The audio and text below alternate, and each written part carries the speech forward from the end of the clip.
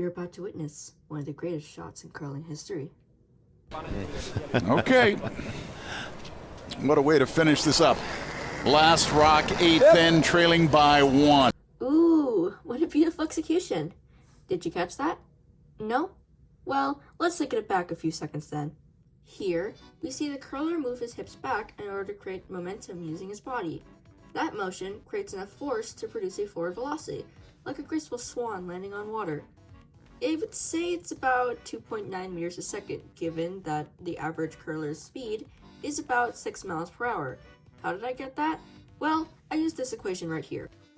With that out of the way, let's continue. What's up? Last rock, 8th end, trailing by 1. Yep. Whoa, no. Close. Watch it go. Are you watching this? No?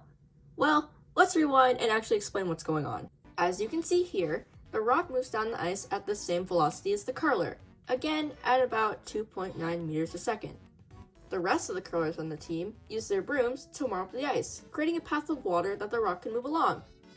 How this works is that their brooms are rubbing up against the surface of the ice, therefore creating friction. The kinetic energy from the brooms are sometimes transferred into heat energy, so therefore that heat energy melts the ice. Basically, the rock is hydroplaning, but it's far less dangerous than doing so on the highway. With all that aside, let's see how the rest of this clip goes. No. Close. Red. Red. Yellow. Knocks it over and gets 1. Dude, that was such a good shot.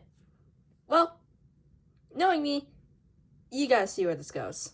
As the rock moves down the ice, it has a set amount of kinetic energy, about 79.9 joules, given its mass of 19 kilograms and a velocity of 2.9 meters per second, calculated through this equation up here. When the rock collides with another rock, it transfers some of its own kinetic energy to that other rock.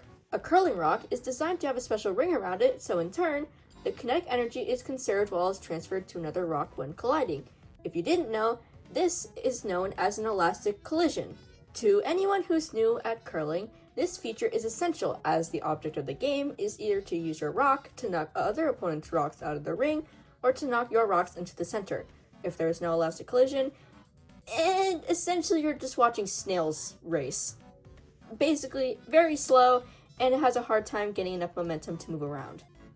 We gotta say, that was one good shot. Anyways, let's just give some time to the bibliography.